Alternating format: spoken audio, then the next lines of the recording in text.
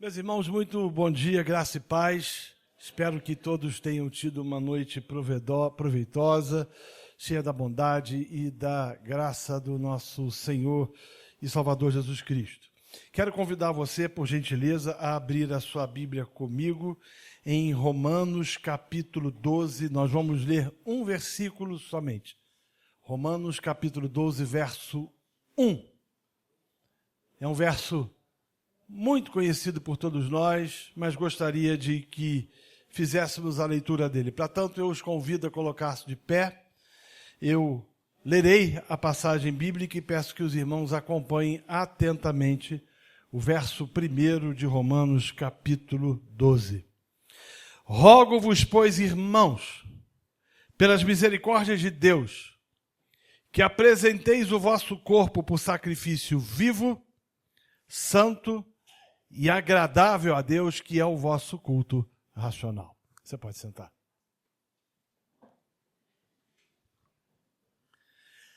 Sabe aquele arquivo zipado que quando você abre, descobre que o conteúdo é gigantesco?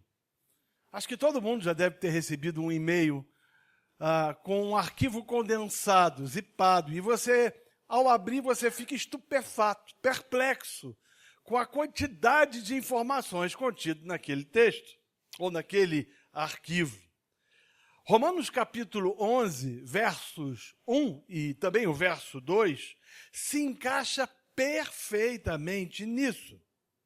Eu preciso confessar a você que eu pensava que pregar sobre esses dois versos, especificamente o verso 1, seria a coisa mais fácil do mundo.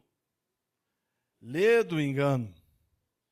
Até porque a riqueza teológica desse verso que acabamos de ler impressiona.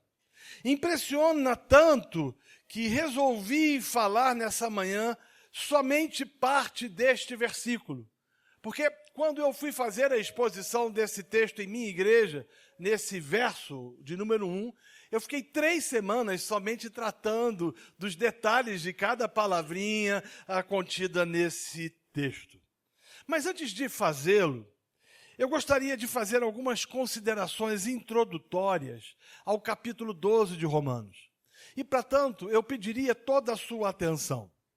Eu ouso afirmar que os 11 primeiros capítulos de Romanos são a mais longa e profunda exposição das Escrituras, ou, melhor dizendo, das doutrinas básicas do cristianismo, exposta pelo apóstolo Paulo. Digo mais, em todo o Novo Testamento, esse é o mais completo ensinamento teológico e doutrinário acerca desse maravilhoso mistério de Deus que é a fé cristã. Romanos pode ser dividido em 2 partes distintas. A primeira, que contém os seus 11 primeiros capítulos, e a segunda, com os capítulos finais. A propósito, Paulo costumava escrever assim. Ele primeiro dedicava-se à doutrina, focava-se especificamente em aspectos doutrinários da ortodoxia, e ao final de cada epístola, ele dedicava tempo para ser prático na aplicação daquilo que ele então tinha dito. E esse livro de Romanos, que na minha perspectiva é o maior compêndio teológico que a gente poderia ter em todo o Novo Testamento, a gente vê isso de forma absolutamente nítida. Assim, nos 11 primeiros capítulos, Paulo vai tratar de questões relacionadas à sã doutrina. Ele vai falar sobre regeneração, justificação pela fé, eleição, adoção e outras doutrinas importantes. Vale a pena observar que, depois de ele discorrer esses capítulos, ou nos primeiros 11 capítulos, sobre a justiça de Deus, que é o foco do livro, a qual recebemos pela fé, agora no capítulo 12, Paulo trata de como os romanos deveriam agir frente a essa justiça.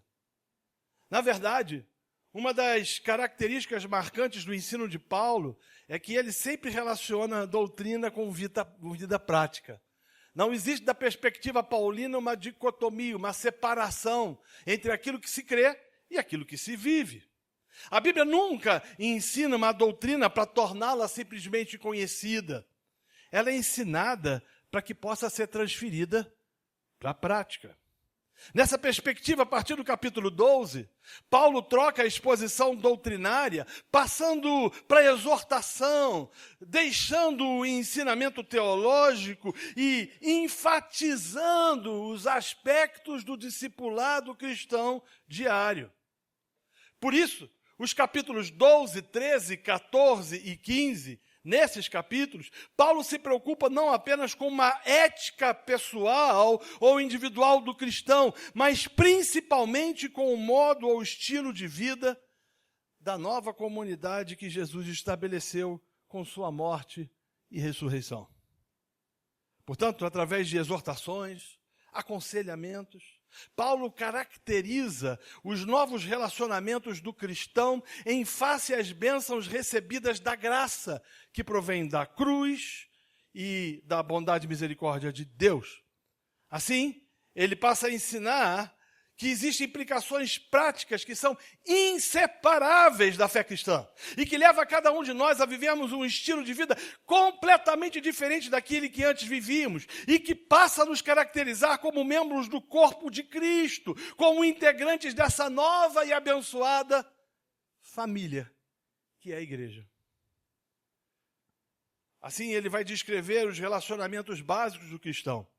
A partir do capítulo 12, ele exorta os crentes a um relacionamento integral com Deus, no qual tanto o nosso corpo como a nossa mente passam por transformações renovadoras que nos levam a experimentar as verdadeiras e grandes bênçãos daquilo que Paulo chama perfeita vontade do Senhor para nossas vidas. Ele nos ensina da nossa postura pessoal no corpo de Cristo, principalmente em relação aos dons espirituais que recebemos de Deus, que devem, obviamente, abençoar e enriquecer a igreja como um todo. Entre os versos 9 e 16 do capítulo 12, Paulo se detém no nosso relacionamento de família de Deus, onde o amor deve ser a marca distintiva e característica da mesma graça que todos nós agora compartilhamos. É muito interessante isso. Eu estava pregando na Espanha, numa conferência, e nessa conferência tinha pessoas de várias nacionalidades. Americanos, espanhóis, portugueses, italianos, romenos, ingleses. Era uma mistura impressionante. Antes do culto começar, parecia efetivamente que estávamos em uma Babel.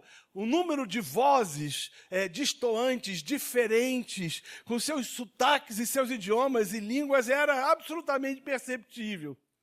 O culto começou e parecia que todos nós nos conhecíamos há anos e anos, e havia uma graça, uma bondade de Deus sobre as nossas vidas pelo fato de que, apesar de ingleses, americanos, brasileiros, romenos e espanhóis, fazíamos parte da família do Senhor.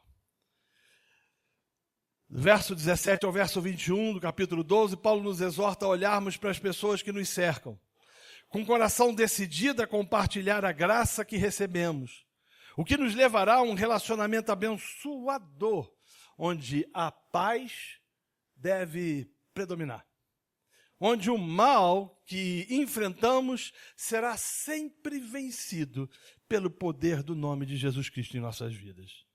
Assim, Paulo nos coloca primeiramente diante de um novo relacionamento com Deus, que se reflete em todas as demais áreas da nossa vida, sejam estas a interação que desenvolvemos na igreja, no mundo que vivemos, ou mesmo numa cidadania consciente, enfim, passamos juntos a viver para a glória de Deus.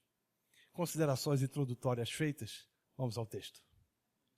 Observe que primariamente Paulo faz um apelo aos seus leitores. E ele vai usar uma expressão extremamente forte. Ele usa a palavra rogar.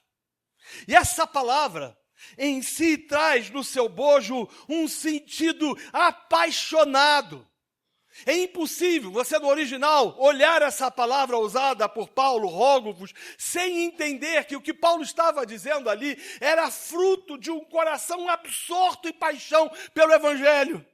E ele vai dizer o seguinte: eu rogo Ele não estava dando uma ordem, ainda que ele pudesse fazê-lo pelo fato de ser apóstolo. Mas lembre-se, ele estava escrevendo uma epístola a uma igreja que não foi plantada por ele. E mesmo tendo a prerrogativa de apóstolo, ele não usa de uma autoridade que tinha para poder introjetar ordens específicas da vida daquela comunidade. Mas tomado de paixão, é como se ele estivesse dizendo o seguinte: olha, depois que nós falamos sobre eleição, depois que tratamos sobre adoção, depois que nós falamos do coração do evangelho, parafraseando Lutero, que é a justificação pela fé, eu preciso rogar a vocês.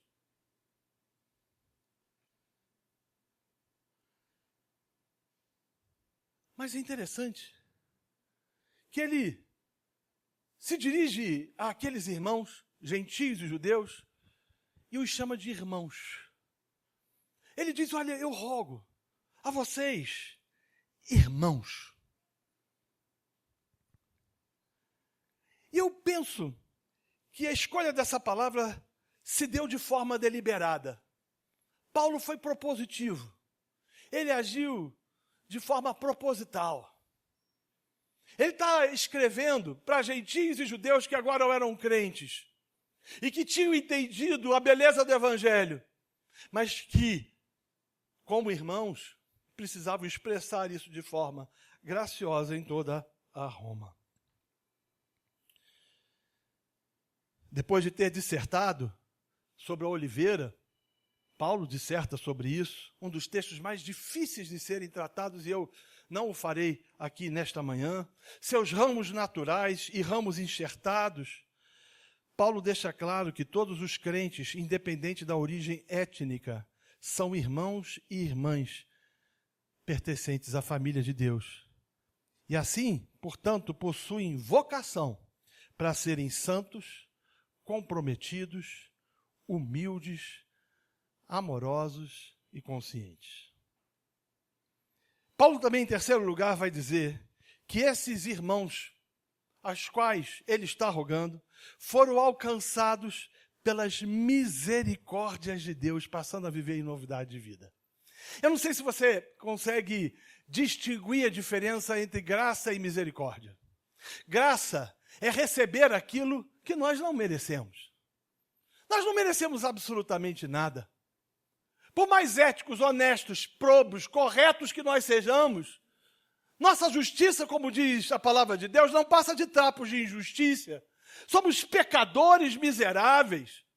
Não há absolutamente nada em nós que fez com que o Senhor olhasse dos céus e falasse: resolvi salvar esse infeliz miserável, porque ele é uma boa pessoa. Por isso a maldita teologia do coach presta um serviço enorme à igreja, dizendo que Deus resolveu salvar aquela pessoa porque via nele uma virtude e aí gostaria de usar essa virtude.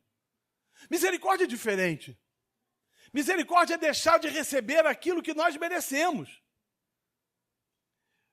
O profeta Jeremias vai dizer que as misericórdias do Senhor se renovaram nesta manhã, ou se renovam a cada manhã. E ela é a causa de nós não sermos consumidos. O fato de você estar aqui nesta manhã, sentado, cultuando a Deus, e mais tarde poder desfrutar de boa alimentação, de esporte, lazer, de comunhão e de boa risada, é porque as misericórdias do Senhor se renovaram sobre a sua vida. Ele vai trazer uma exortação, assim a gentios como a judeus, a não tomarem a forma deste século. E assim, o apelo de Paulo vai se dirigir a duas áreas da nossa vida: nosso corpo e nossa mente. João Calvino costumava dizer que Paulo, ao usar a palavra corpos, tinha em mente não somente a nossa pele e os ossos que cobrem o nosso organismo, mas a totalidade de que somos formados. Assim, Paulo adota essa palavra para que pudesse designar plenamente tudo o que somos. Até porque, longe de Deus, nós dedicávamos o nosso corpo a satisfazer os desejos e propósitos do pecado. Mas agora, estamos mortos para o pecado e vivos para Deus em Cristo Jesus. O pecado não deve mais reinar em nosso corpo mortal. nesse raciocínio, ele vai dizer que nós devemos apresentar os membros do nosso corpo, não ao pecado, para servirem instrumentos, como instrumentos de iniquidade, mas devemos apresentar os nossos membros a Deus para servirem como instrumento de justiça. Agora, é importante ressaltar que esse conceito de apresentar o corpo por sacrifício vivo, santo e agradável a Deus, era algo que contrastava diretamente com o pensamento predominante na época em que Paulo escreveu essas palavras. Por exemplo, na cultura grega, o corpo era considerado ruim. Para muitos gregos, o que os irmãos faziam aqui às 7 horas da manhã, caminhar em volta do lago, como um esporte, como saúde, era considerado um assinte, um disparate, um despropósito, porque o corpo, segundo alguns gregos, era ruim. Da mesma forma, os gregos diziam que o espírito era bom. Então o corpo humano era visto como um tipo de túmulo que aprisionava o espírito do homem. Os gregos, por exemplo, consideravam o corpo um estorvo constrangedor, e tinha uma frase que era acunhada constantemente pela cultura grega, soma sema estin, que significa o corpo é uma tumba. Mas a doutrina bíblica reprova esse pensamento platônico e apresenta o corpo como parte fundamental da unidade do homem criado por Deus. John Stott dizia que nenhum culto é agradável a Deus quando é puramente interior, abstrato e místico. Mas nossa adoração deve expressar-se em atos concretos de serviço manifestados em nosso corpo. Aliás, ainda hoje observamos cristãos que veem um corpo com certo constrangimento pelo fato de que ainda são influenciados por essa percepção platônica. Contrapondo-se a essa ideia grega de corpo, Paulo ensina que a gente deve apresentar o nosso corpo por sacrifício vivo. Para o apóstolo, significa usar tudo o que somos para a glória de Deus. É se entregar ao Senhor para que, através do Espírito Santo, possamos cumprir os seus propósitos nessa terra. Em segundo lugar, vale a pena ressaltar que parece que Paulo está relembrando o culto cerimonial do Antigo Testamento, no qual o sacrifício que era oferecido a Deus deveria ser de um animal sem mácula, sem imperfeições físicas. Você pode ver isso em Levítico capítulo 1, do verso 1 ao verso 17. Na ideia de Paulo, esse sacrifício vivo que apresentamos a Deus deve ser uma reação agradecida pela sua misericórdia. Mediante a obra expiatória de Cristo, os redimidos que foram ressuscitados de seu estado de morte espiritual podem oferecer a si mesmo como sacrifícios vivos, resultantes de uma nova vida. Por isso que Paulo vai dizer que o sacrifício vivo é também um sacrifício santo. Isso nos ensina que a única maneira de o crente se apresentar como sacrifício vivo ao Senhor é mediante a prática da santificação. O problema é que essa palavra entrou em desuso. Em segundo, é que essa palavra, quando falada, é feita de forma absolutamente equivocada, simplesmente pelo fato de que o platonismo tomou conta das nossas vidas. Então, portanto, para muitos, ser santo nunca seria estar durante alguns dias numa instância, dedicando pouco tempo para a oração, na devocional pela manhã, ou na oração nas refeições, ou mesmo num culto, e o restante do tempo tendo atividades físicas. Para muitos isso é considerado como um assinte, um absurdo, simplesmente pelo fato de que a percepção platonista continua tomando conta do coração e da mente de muita gente. Paulo está dizendo que o crente não é sacrifício agradável a Deus por causa das suas próprias qualidades. Não se trata de um sacrifício meritório. Eu lembro que há muitos anos atrás eu achava que a disciplina do jejum era uma disciplina muito importante. E eu, comumente, às vezes jejuava 10 dias, 12 dias, sem comer absolutamente nada. Absolutamente nada. Me faz lembrar dos amigos George Whitefield, John Wesley, Charles Wesley, no Clube Santo, que passavam dias e dias e dias e dias e dias de jejum, achando que assim mortificavam a carne, sem, contudo, desenvolver qualquer tipo de perspectiva de santidade. Não é meritória. Não é porque nós merecemos. O crente não é um sacrifício agradável a Deus por causa de suas próprias qualidades. Não se trata de um sacrifício para impressionar a Deus. Não é a forma com que a gente ora, porque é interessante, algumas pessoas mudam o tom de voz, mudam até mesmo as expressões quando vão fazer algum tipo de oração, achando que isso aponta efetivamente para um nível de santidade. É muito mais que isso. Devemos nos apresentar a Deus como um sacrifício vivo, não para sermos salvos, mas porque somos salvos. Agora, eu quero pedir a sua atenção.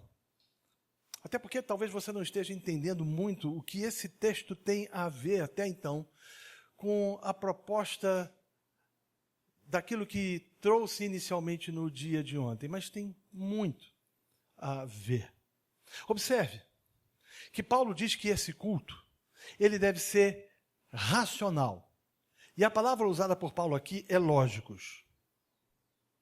Aliás, os intérpretes têm respondido a essa indagação, o que é um culto racional, de duas maneiras diferentes. Se não, vejamos. Uma parte afirma que, ao falar do culto racional, Paulo tem em mente o culto público.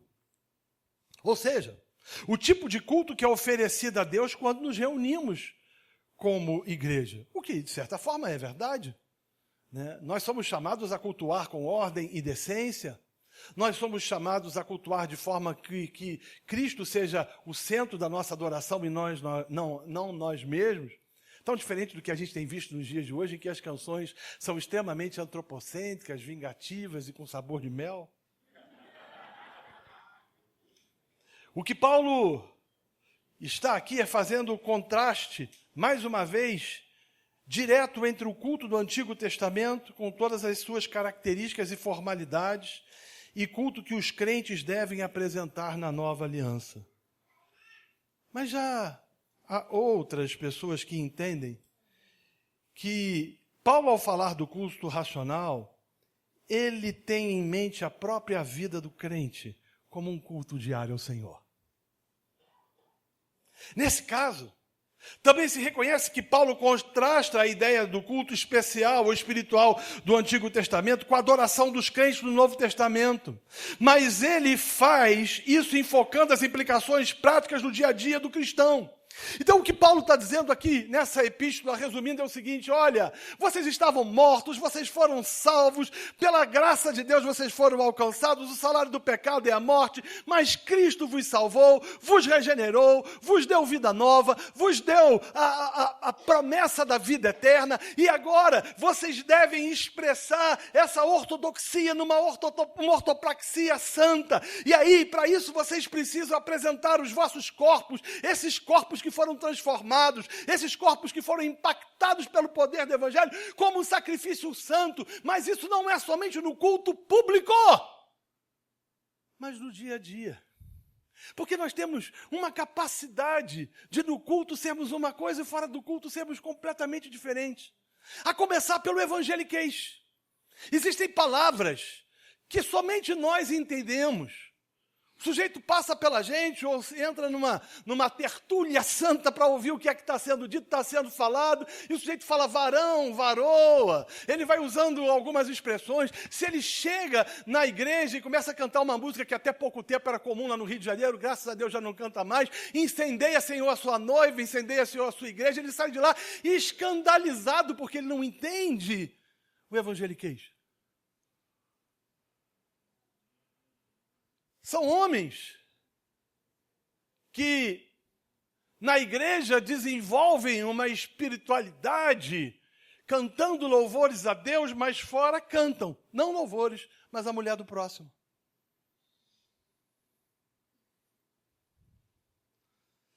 Paulo está dizendo que essa vida, esse culto público, deve ser em todas as áreas da nossa vida. Vou tomar emprestado mais uma vez uma frase de John Stott. Ele explica que o culto racional não é para ser prestado somente no templo, mas na vida, no lar e no trabalho.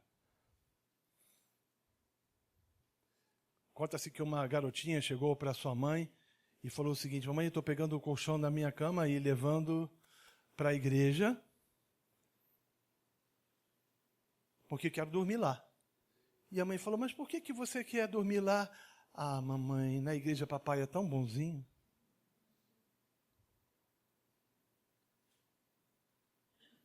Você percebe? Eu não estou fazendo apologia a um coração sisudo, áspero, cheio de conceitos absortos do evangeliquez. Mas há uma vida de alguém que foi tão impactada pelo poder do evangelho, que o culto racional não é somente dentro do templo, mas fora dele.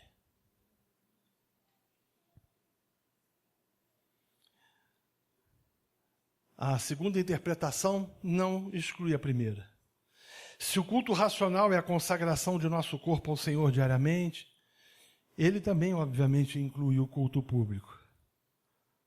Mas isso não exclui nosso culto na rua. Paulo vai além. Ele diz que agora o culto somos nós. E esse culto público se faz presente no futebol. Quando a gente dá primazia, aquele que joga conosco, e não parte para as vias de fato, simplesmente porque a gente foi constrangido numa bola que o juiz interpretou de forma equivocada. Ele se faz presente no trânsito. Permita-lhe contar uma história. Eu tenho um amigo que conta uma história triste, mas com uma lição impressionante. Ele tinha sido convidado para pregar numa igreja em São Paulo. Eu não preciso explicar, todo mundo sabe que o trânsito de São Paulo é terrível. E ele saiu até com antecedência, mas estava tudo travado. Os faróis, como costuma se dizer aqui no estado de São Paulo, paravam, e diferente do Rio de Janeiro, a galera praticamente não avança, aqui o pessoal respeita. E aí os faróis paravam, e ele já angustiado, e a secretária da igreja ligando para ele, dizendo: pastor, onde o senhor está? O culto vai começar em 10 minutos e o senhor não chegou. E ele falou: eu estou chegando. E aí, quando ele estava indo para um cruzamento, o sinal amarelou, e ele falou: ah, mas agora eu vou. E ele meteu o pé. Quando ele meteu o pé, viu um carro do outro lado, que o sinal tinha também amarelado, e eles chamaram no freio e quase que colidiram. O que estava no carro do lado pegou o extintor, na época tinha extintor nos carros, estão querendo voltar com isso novamente, mas tinha extintor no carro, e falou: você está maluco, cara? Eu vou quebrar esse extintor na sua cabeça. E ele tirou aquela barra que prendia o volante no pedal, como de segurança, que tirou aquilo e falou o seguinte: é só vir que eu te quebro todo. E ficaram ali, o pastor ali, com outro cara ali, daquela discussão. Aí quando viram que a coisa não ia prestar, e a secretária estava ouvindo tudo porque o pastor tinha esquecido de desligar o telefone. Ele voltou, a secretária: pastor, está tudo bem? Não estou chegando. Tem uma vaga aqui. Ele estacionou o carro, se recompôs, o pessoal da diaconia o recebeu. Como vai o pastor? Aleluia, graças a Deus.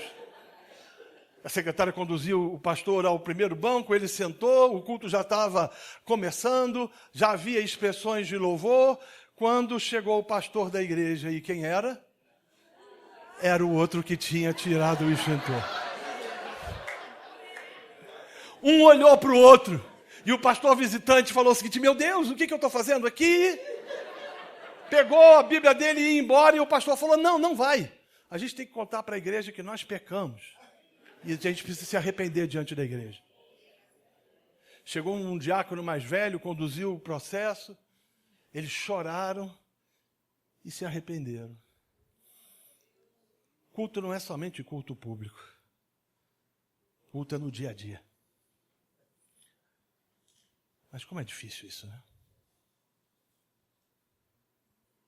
É um culto que oferecemos através do nosso corpo.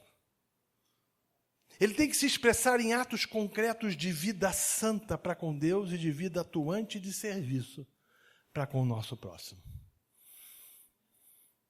2010, aconteceu aquele terremoto no Haiti que você deve lembrar muito bem. Alguns pastores foram convidados para ajudar a igreja haitiana a reconstruir o coração, a mente e a alma daqueles pastores que estavam destroçados porque tinham perdido tudo. Eu fui chamado para ir lá. Cheguei no Haiti 4 meses depois da destruição de Porto Príncipe. 400 mil pessoas foram mortas naquela catástrofe. Muitos corpos ainda estavam insepultos. O cheiro da morte se fazia presente naquele lugar. A conferência começava numa segunda, nós chegamos num sábado, domingo nós iríamos a algumas igrejas. A primeira igreja que eu fui, o culto começava às 5h30, ia até às 8h, a primeira parte, bebia água depois, quem tinha condições de beber, jogava-se uma pastilha de cloro na água para evitar coisas piores. Havia um intervalo de 1h, 1h30, depois voltava e o culto ia até às 2h da tarde. E eu lembro que uma senhora falou para uma outra, o intérprete traduzindo para mim, vamos louvar a Deus, hoje pode ser o último dia das nossas vidas. À tarde, nós fomos para um camping onde tinha desalojados e desabrigados. E eu fiz uma coisa que não deveria ser feito. Eu comecei a ouvir uma canção, uma canção numa melodia que eu conhecia, e um idioma absolutamente desconhecido. E eu fui seguindo aquela voz e vi que ela vinha de uma tenda, de uma barraca. E eu resolvi entrar. Tinha uma senhora, de seus 60 anos aproximadamente, que tinha perdido o marido no terremoto, tinha perdido seus filhos, todos eles morreram, tinha perdido a sua casa, mas de joelho ela cantava em crioulo. Porque ele vive, posso crer no amanhã. Porque ele vive, temor não há. De repente ela olhou para mim e disse, mas eu bem sei, eu sei que a minha vida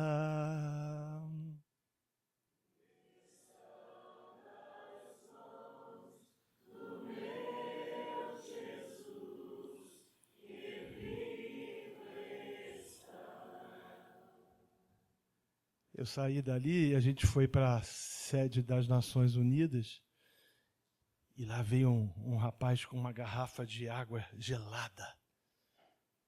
E ela olhou para mim, o senhor quer? Eu falei, quero. Os olhos brilharam, parecia algo mais reluzente do que o ouro de Ofir. Água, água, água. E aí quando eu abri, chegou uma criancinha, seus 5, 6 anos, botou a mão em mim e falou, Bianco, Bianco. Ou seja, branco, branco, me dá sua água.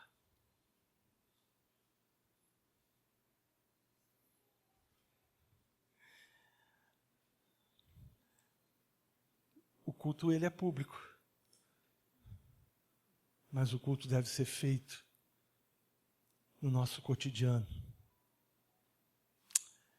O problema é que a gente vive numa sociedade que quer ser feliz. Não foi isso que eu falei ontem? E mostrar para todo mundo a favela que nasceu. Uma sociedade que quer levar vantagem sobre tudo. Os mais antigos devem lembrar de uma propaganda protagonizada pelo ex-jogador da seleção brasileira, Gerson, que na década de 70 fazia uma divulgação de uma marca de cigarro. E ao final, ele dizia o seguinte, O que importa é levar vantagem, certo? Você já se deu conta que nós fomos chamados às vezes para perder e não para vencer?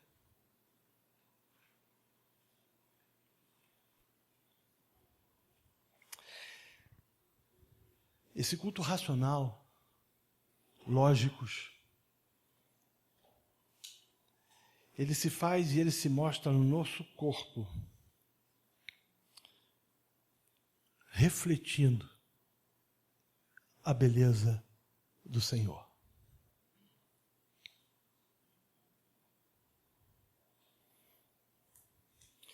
Eu quero fazer algumas aplicações antes da gente encerrar esse momento. Primeira pergunta que eu gostaria de lhe fazer. Será que você tem buscado agradar ao Senhor?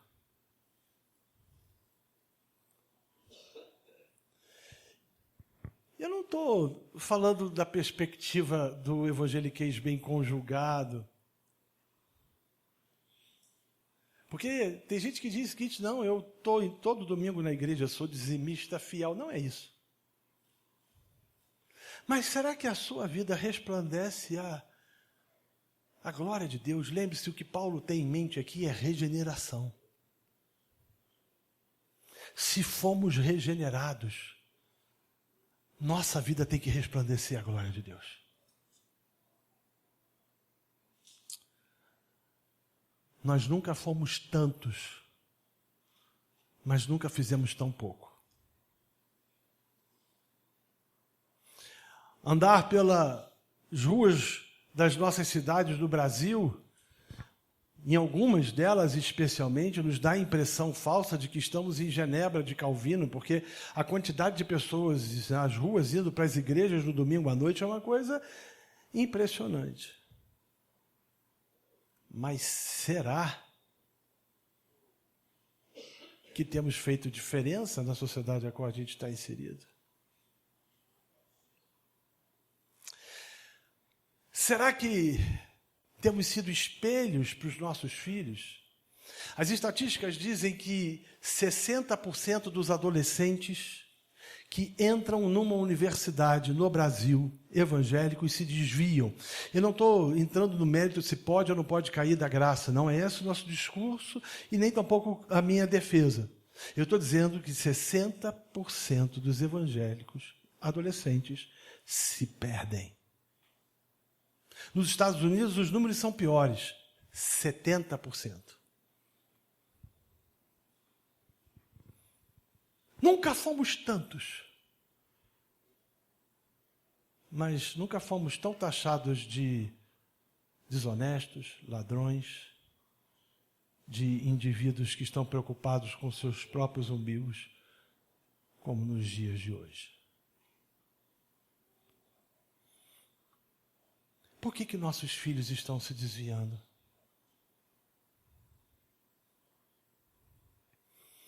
Eu escrevi um livro chamado Paternidade em Crise. Eu aconselho você a ler esse livro. Existe um modelo de discipulado que a gente pode encontrar na própria Trindade, de relação entre o pai e o filho. Não estou diminuindo a Trindade, não há nenhum tipo de doutrina subordinativa nisso daí. Pai, o Filho e o Espírito são iguais, mas existe um princípio relacional.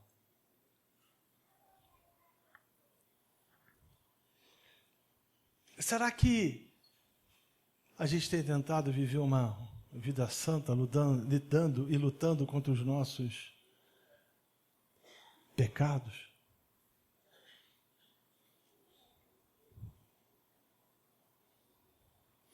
Segundo lugar, será que a gente tem transformado as nossas vidas em confusão, em vez de que os nossos cultos sejam cultos racionais? Isso se dá no nosso cotidiano. Eu lembro que certa feita, eu estava com Ana Cristina, minha esposa, ela tinha conselho de classe, ela foi professora durante muitos anos. ou alguma coisa na escola, e ela falou, olha, eu vou chegar mais tarde, você pega as crianças, leva para eles e dá o jantar. Ela liga para mim, eu estava na principal rua de Niterói, no centro, e eu falei o seguinte, eu vou para a igreja e depois da igreja eu vou para lá. Só que eu sou uma pessoa muito estabanada. Não me dê um bolo para carregar, ele vai cair. Quando ela vê alguém me dando uma coisa para carregar, ela regala os olhos assim, vai chegando perto, quer que eu leve? E eu ia atravessar o sinal amarelou, eu falei, não, eu vou fazer o seguinte, eu vou caminhando pela esse lado da via e atravesso do outro lado. E aí assim virei. Quando eu virei, tinha um baixinho, um careca desse tamanho assim. Eu fiz assim e joguei o baixinho a 3 metros de distância. Ele se arrebentou a testa, se machucou todo. Todo. Pedi desculpa ao baixinho, o baixinho falou, não, isso acontece, doido para me bater, mas ele era menor do que eu, penso, né? E aí eu peguei o carro, fui para a igreja, peguei as crianças, e aí peguei a carne que estava na geladeira, fechei a porta, os meninos ficaram lá, e eu comecei a mexer a carne, né, para fazer, e aí o mais novo, Luiz Felipe, devia ter 6 anos de idade, 7, nem 7 tinha, abriu a porta e falou, pai. Quando ele falou pai, me chamando, eu me descontrolei com o meu controle motor, joguei a panela no chão, caiu aquela coisa toda e eu dei uma bronca nele daquelas que você... Como é que você entra na minha cozinha dessa forma? E já tomei posse da cozinha, né? Assim, como é que você faz uma coisa dessa? E ele saiu, assim, foi para o quarto e ele ficou chorando. Eu peguei a carne no chão, joguei na panela, voltei a mexer... Se ela estivesse lá, ela não ia deixar fazer isso. Mas vamos combinar, os homens que estão aqui não fariam uma coisa similar? Sim ou não? Não é? Com certeza, né? Passou pelo fogo, matou tudo. E aí eu voltei a fazer a carne e ouvi uma vozinha assim no ouvido. Com um baixinho careca, você foi educado, né? Agora com seu filho você trata dessa forma, você precisa ir lá pedir perdão a ele. E eu falei, é o cão, é o capeta, é o coisa ruim, é o cramulhão. Não, não é. Eu fui lá no quarto, bati, ele não atendeu. Eu entrei, ele estava chorando, uma mistura de raiva e ao mesmo tempo de dor. Debaixo da coberta, eu entrei e falei, Luiz Felipe, eu pequei contra você, me perdoa. É muito difícil.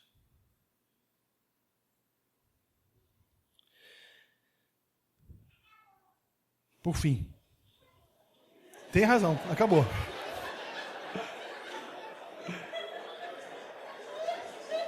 Veja o que és profeta.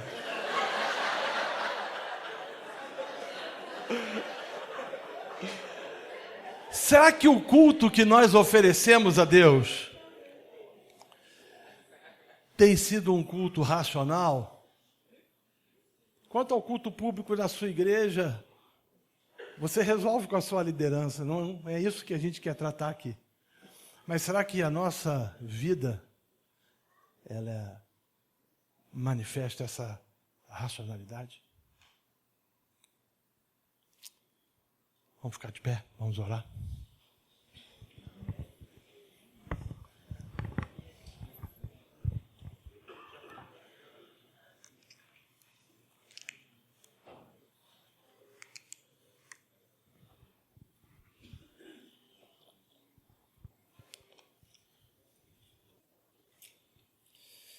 Ah, meus irmãos, que maravilhosa graça do Senhor nós temos ao nosso lado que nos ajuda nisso, né? Porque se dependesse de nós, nós estaríamos perdidos. Mas o seu Espírito, ele nos ilumina o coração através da sua palavra e nos mostra que mediante a sua maravilhosa graça, a gente pode continuar caminhando. Como a gente cantou ontem, né? Peregrinando. Uma das afirmações dos reformados é de que a característica de uma pessoa salva, regenerada, é a perseverança dos santos. Sim, nós perseveramos, não tenha dúvida, mas eu acho que quem persevera mesmo é Deus. Ele que persevera conosco. A ideia que eu tenho é como se a gente entrasse numa escada rolante e tropeçasse na escada, e a escada continua andando, e a gente levanta e a gente chega lá, obviamente porque perseveramos pela graça, mas porque Cristo nos fez chegar até lá. Queria convidar você nesse momento a orar com o seu irmão, a orar com alguém que esteja próximo a você e pedir que o Senhor o abençoe e dê graça para que a vida dele, para que a vida dela possa ser uma vida onde o culto é racional, não somente no público, ou não somente publicamente, mas no nosso dia a dia. Você pode orar com o seu irmão. O café já está vindo me expulsar, mas vamos orar aqui um instantinho, uns pelos outros.